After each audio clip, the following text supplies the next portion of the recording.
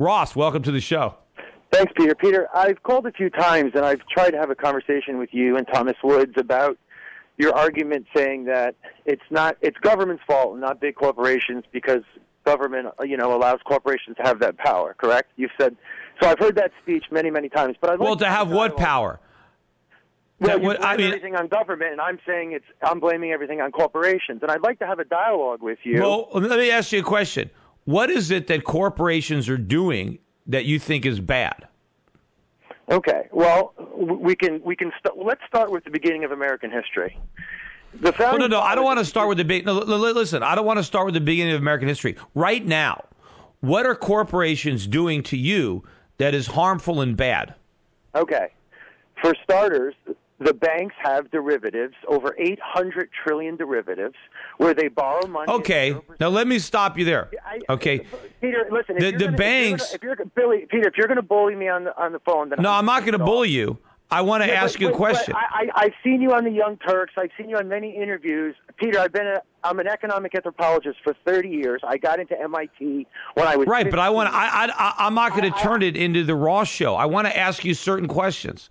Now, you understand that the banks are being supported by government. Government guarantees all the bank deposits. The banks are the most highly regulated businesses in America. They can't do anything without government permission. Government is in their business constantly, and government prevents other people from getting banking licenses and competing with the banks that they have already sanctioned. You understand that? Oh, absolutely. Businesses like you where, when they say the 1%, that's not true. If you look at how many millionaires are in the United States, there's about 3 million, and that's 1%. I'm not talking about 1%. I'm talking about 1,000th of 1%. The top 300 banks, I'm talking about the Federal Reserve, which is controlled by the European oligarchs. Those are the Federal Reserve is controlled by the U.S. government. It's not the European oligarchs, and it's the U.S. government that is forcing us to use those Federal Reserve notes. This is not the free market. If we had a free market, we'd have gold in our pockets, not little pieces of paper. Peter, you had a guest on, Neil Ferguson from Harvard, correct? Yeah. And Neil Ferguson, yes, a famous economist. And he said to you that the most famous book in China right now is Currency Wars by Sung Hung Bing. Do you know what that book is about? It's about how the Rothschild family controls the world's mercantile system. And he was promoting it, and he's their head biographer. Just because somebody promotes something. I'm coming up with but just because somebody promotes some kind of conspiracy theory doesn't mean I subscribe to it. A conspiracy theory is, Kennedy was killed because he wanted to close the Federal Reserve. That's a conspiracy theory. I've heard you on Alex Jones, and I've had conversations with Alex Jones, and I've had conversations with Dennis Kucinich. And Dennis Kucinich told me, he said, I love meeting Peter, I love talking to Peter, but when he started talking about that it's government this and government that, I even said to him, I said, Peter, you're giving government way too much credit.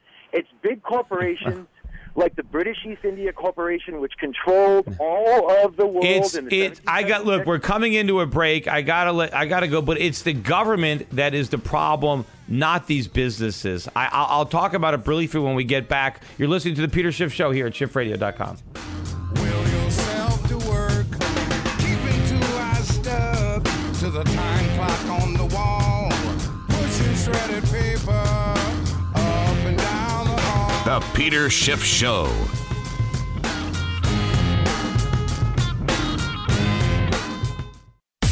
Since the Peter Schiff Show was last on the air, the national debt added another $7.89 million. Luckily, Peter's intelligence is growing twice as fast. That's incredible. Welcome back to your source of sanity in an insane world. It's the Peter Schiff Show.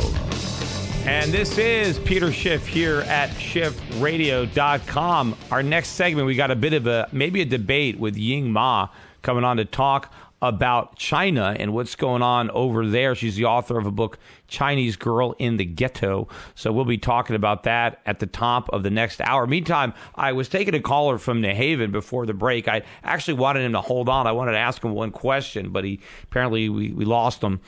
But, it's interesting. When somebody wants to go after me for defending capitalism and my blaming government for the problems. And they want to say the corporations are the problem. And then they inevitably go to the banking system to try to prove that, capitalism doesn't work and that big corporations are bad. And they use the banks as an example. Using the banks proves my point. The banks are working with government. I mean, they're probably the most regulated industry and protected industry in the country. I mean, you can't just start a bank.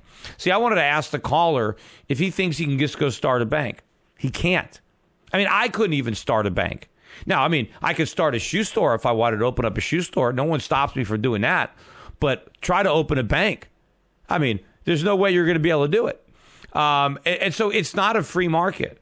And of course, as bad as banks are, they can't force you to open up an account. The problem with the banks is when they blow all their money based on bad proprietary trades, they were able to get my money through the tax code. They were able to get the government to take my money and give it to the banks.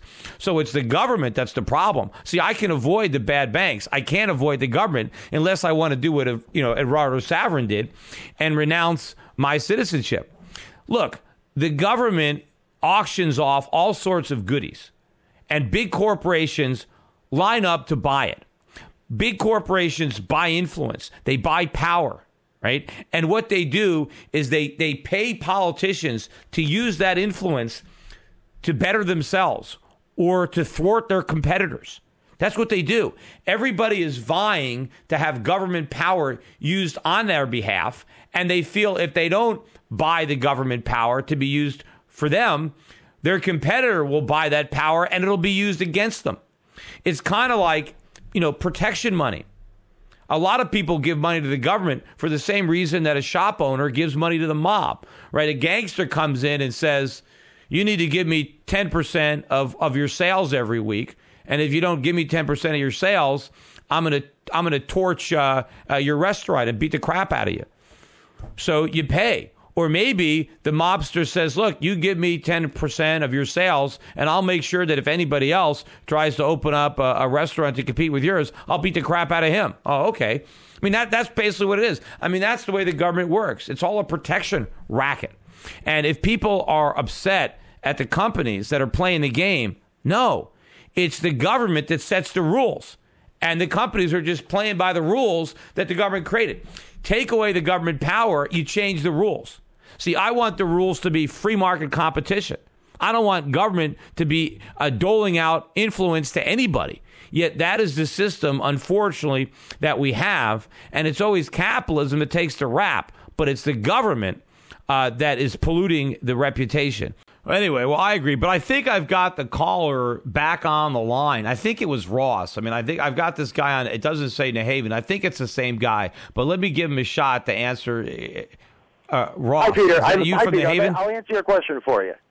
You can't start a bank for the exact reason that your friend Murray Rothbard said you can't, because the cartels in the progressive era made sure that they went into government, and they made sure that no one else, because they have a monopoly, they made sure that no one can open up a bank. So there's your answer. Right, but it's the government, right? If you wanted to open up a bank right now, it's not J.P. Morgan that's preventing you. It's the U.S. government that's preventing you. They're the ones that don't allow it. Yes, J.P. Morgan benefits from the fact that you can't compete with them, but the reason that you can't compete with them is because they bought off the politicians. That's why, because the politicians are for sale. But just like the Young Turk guy said to you, why did they do that? Out of the kindness of their heart? No, it's because the government are the corporations, Peter. Peter, no, they're not. Peter, I just want to say one thing. I really respect you, Peter. I'm from New Haven. My grandfather actually knew your father. I think your father is a hero of this country. I love your dad, and I really like you, Peter. And I agree with 80% of what you say. But I really am so upset that you're so intelligent. And you know what I'm saying. Like, for example, did you see when Brooks was born in 2000? She tried to stop down the derivatives, and Larry Summers and Robert Rubin and Alan Greenspan went after her.